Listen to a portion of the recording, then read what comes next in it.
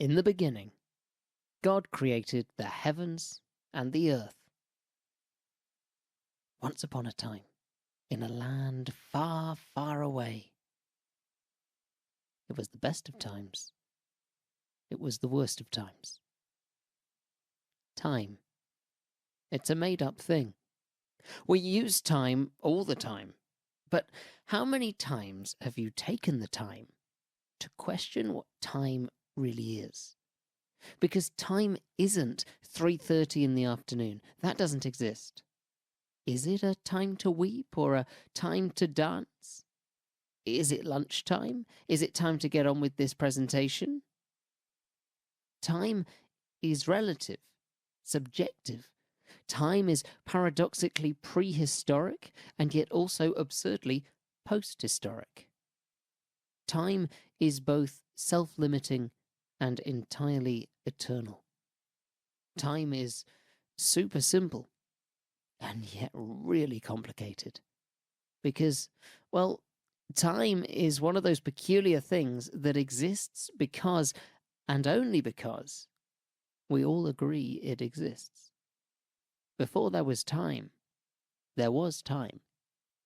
So today, which is also tomorrow, but we'll get to that in a minute, we're going to trace the story of time back to its manufactured origins. We'll discover how the whole world came to tell the time and how that is intrinsically connected to ship voyages. Because without ships, time would be very different. Way back when, since the dawn of time, people have turned to Mother Nature to measure and record the passing of time. Days, months, seasons. Leaves turn, monsoons fall, moons wax and wane. Birds migrate as do whales. Plants flower. Snow falls. All of these natural indications of time passing. Our seasons in the sun. And for much of our history, this was enough. Enough to know if it was the right moment to sow or to harvest. Enough to organise simple social schedules around hunting, gathering, eating. But as society developed, these archaically simple methods of measuring the transition of moment into moment would become increasingly ineffective. The ancients were the first humans to orchestrate a more coordinated approach to time, using the sun, moon, and stars as their instruments. Early examples of sundials were as rudimentary as a stick in the ground, but on a bright and clear day, this was plenty enough. The oldest known image of a star pattern, the constellation of Orion the Hunter, is engraved into a piece of mammoth tusk 32,500 years old. It was discovered in a collapsed cave in Germany in 1979.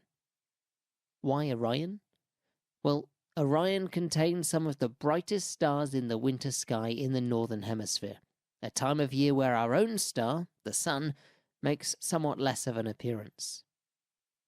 But it's not until the Babylonian era, some 3,600 years ago, relatively recent by comparison, that we start to stumble upon something that resembles a modern system of time.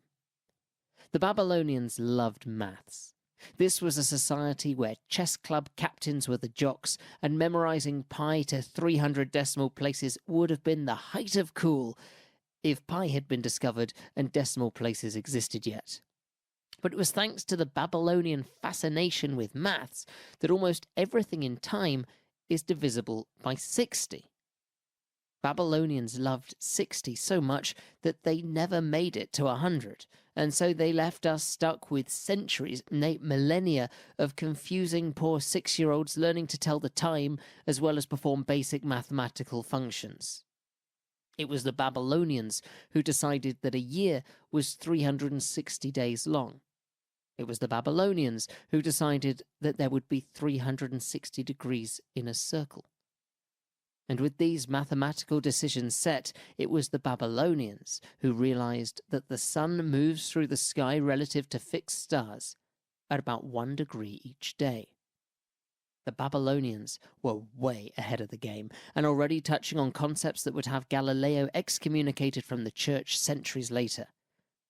About 500 years before the Common Era, Babylonians gifted the world 12 equally divided zodiacs, representing the prominent constellation visible in the night sky in every 30-day period. 12 zodiac signs that are still the fascination to millions to this day. Seriously, type which zodiac sign into Google and just see what search suggestions you get. Which zodiac sign is the smartest, the dumbest, the prettiest, the ugliest, the craziest? But back to Babylonians. We still use their base 60 fraction system to this day. 60 seconds to the minute, 60 minutes to the hour. But it wasn't a perfect system, because a perfect 360-day year assumes that Earth is a perfect 360-degree sphere, orbiting the Sun in a perfect 360-degree orbit, which, as we now know, isn't the case. The Earth's rotational axis means that the positions of the stars complete a cycle every 26,000 years, and so in order for the fixed zodiacs to remain, well, fixed, adjustments were required for the annual calendar. By the year 325, the spring equinox had crept forward to March the 21st. And it was in this year that this guy, the Roman Emperor Constantine, established set dates for Christian holidays. But this would present a problem, because Easter is based on the spring equinox, an astronomical event that pays no attention to what calendar us Earthlings happen to be using at the time. By the 16th century, the spring equinox had crept forward another 10 days, and Pope Gregory decided it was time for a new calendar, establishing the requirement for a leap year every 4 years in order to keep Easter in the right place.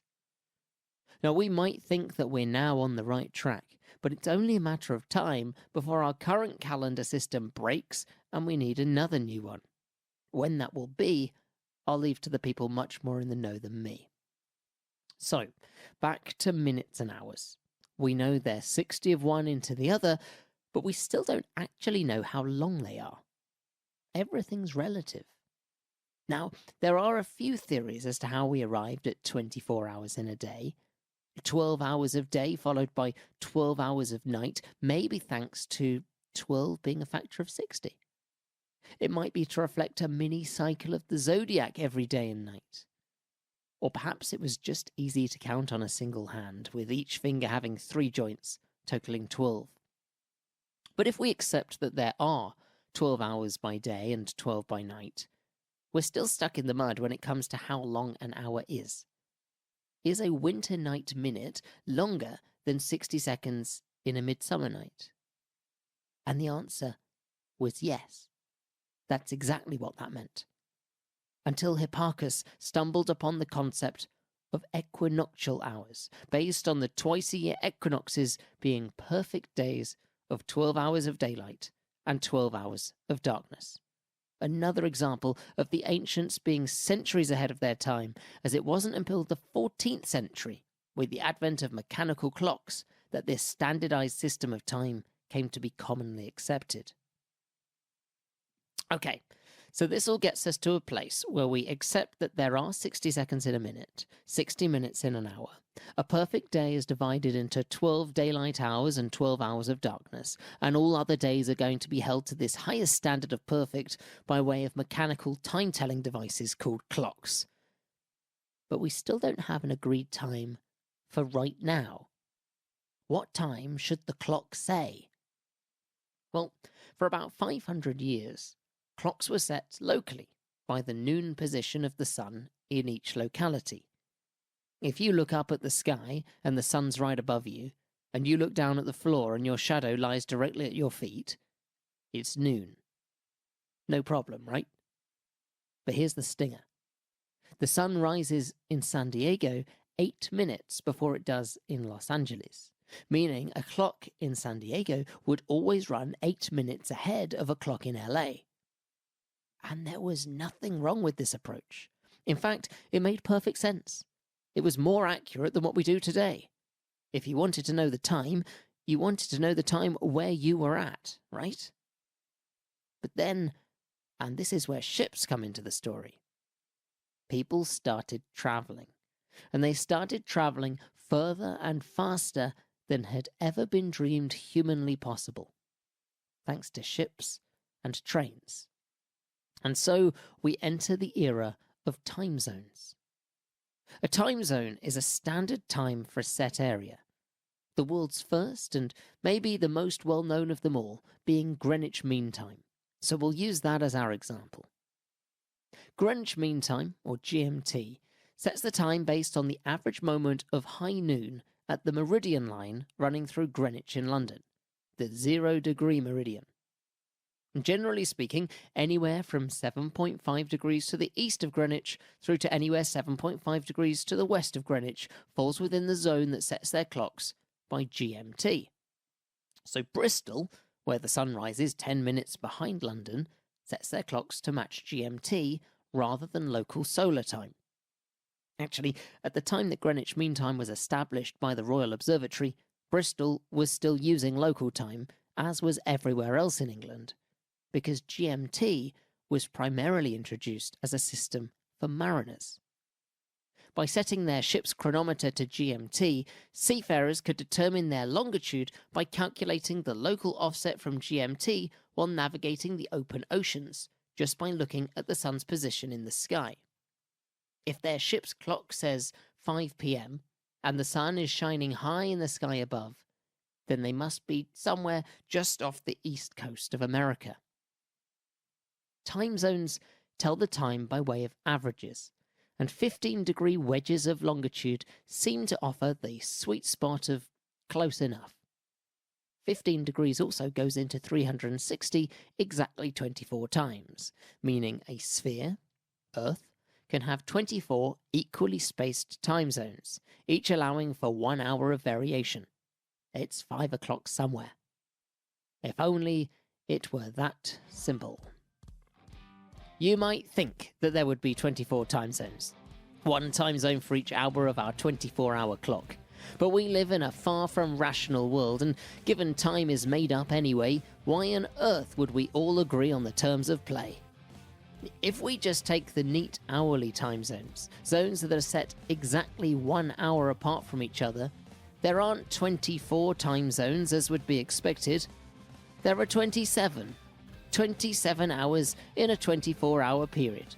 So the next time someone asks you what the time is, I think the best answer is, who knows? But seriously, 27 hours all at the same time. It's true. The Line Islands of Kiribati set their clocks to GMT plus 14. What that means is that for 2 hours a day, every day, it's actually 3 days on Earth at the same time. The 3rd of January in Kiribati, Samoa, Tonga, the 2nd of January in Australia and New Zealand, and still the 1st of January in London. 3 in 1. Calendars are just like shower gels these days. But, and you'd better believe it, it's even messier than that.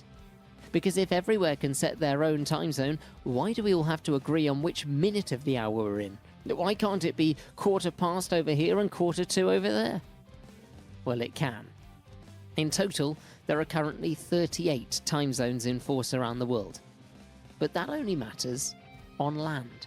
For once, things are simpler at sea, and for nautical purposes, ships need only worry about standardized longitudinal time zones for the most part. Actually, in some ways, when at sea, it really doesn't matter. Here's Tom, a first officer bridge manager, explaining how we choose what time it is. On board, we hold actually our own time, which is ship's time, so we are not bound by any particular time zone. All we need to ensure is that when we make a port, that we are on their time for convenience of both passengers and crew. But in between that, for a long ocean voyage, we can adjust our time zone as we see fit. We can keep our own time zone on board completely independent of international time zone boundaries, so to say. So when we discuss when to change time is determined by all crew members. Obviously the captain has the overall influence, but we can use the time zone to our benefit. So we can, if we're setting the clocks back, we can always set it back at a good time for crew members to get an extra hour of rest. Specifically, we do that on a turnaround port. So when we're changing crews and we have to get everybody's luggage ready and the ship ready for turnaround, we often will do, if required, a clock change. We'll do it that night to give all the crew members an extra hour to both work and to sleep. So we can use it to our benefit in that case. Otherwise, we try to keep the time zone in line with our longitude, so sunrise and sunset make sense. You won't notice a massive discrepancy. So if we have 5 sea days and we need to change time zone twice, we won't put them both together and therefore notice a big difference in the sunrise sunset times. We will manage them in between so the sunrise sunset stays around the same time. So ship's officers have the authority on board to manage time. I guess they can add time management to their resume in more ways than one. When we're at sea, travelling between time zones, they can choose the moments that best suit our operational needs for adjusting the clocks. And actually, some cargo ships never change time at all.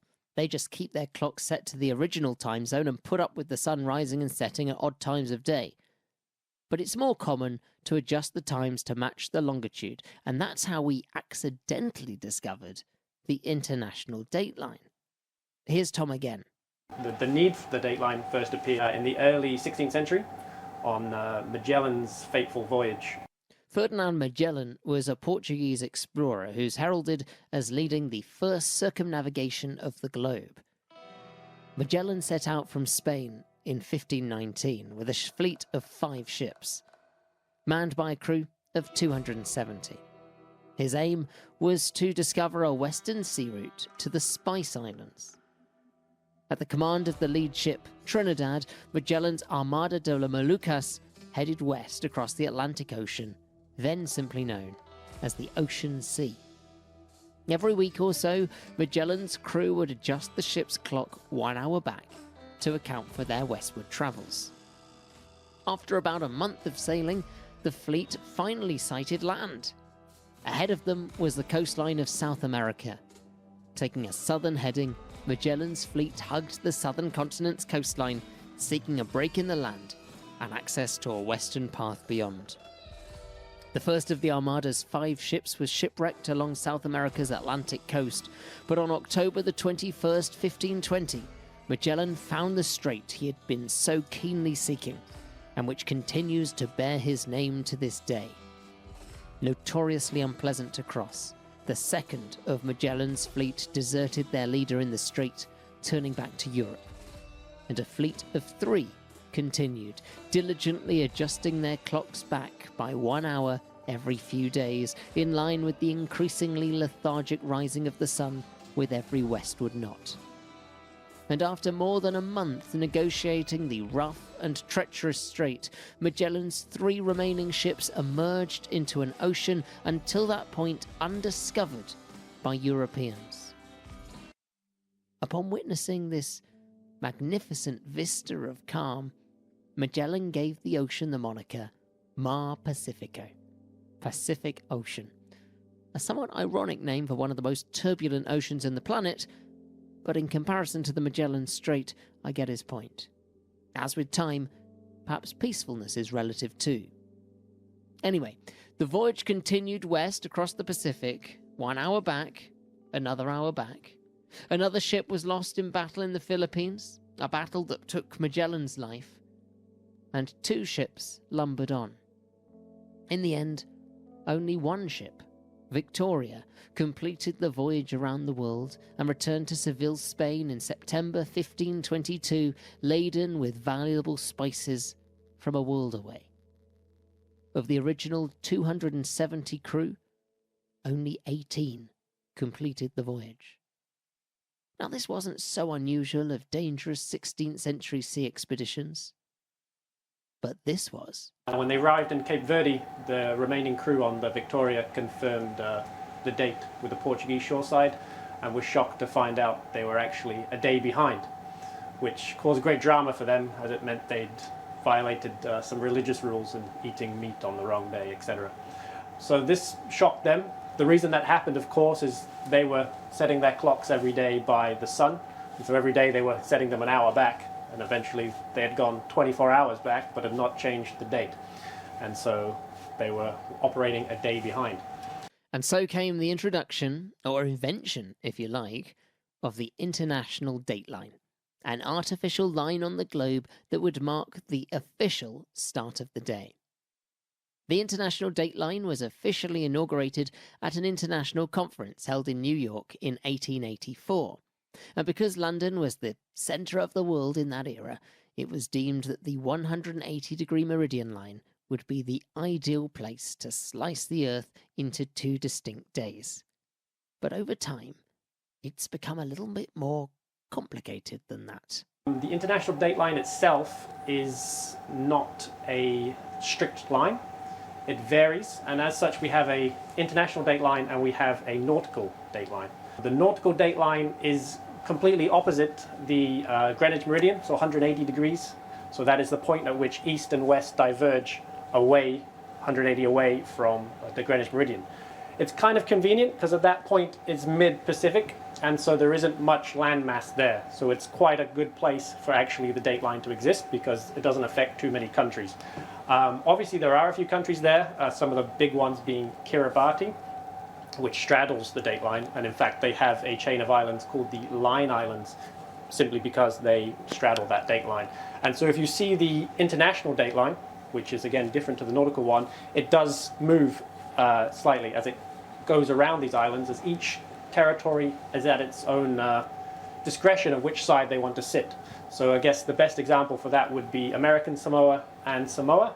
So American Samoa sits to the east of the dateline, and Samoa sits to the west. The reason is American Samoa wants to be on similar time to America, the USA, while Samoa, who has its main trading ties with Australia and New Zealand, is west, so they can remain on a similar time zone to their trading partners. So the international timeline itself, dateline itself, can vary to suit the member states that are close to it, while the nautical is basically just 180 degrees east and west meeting.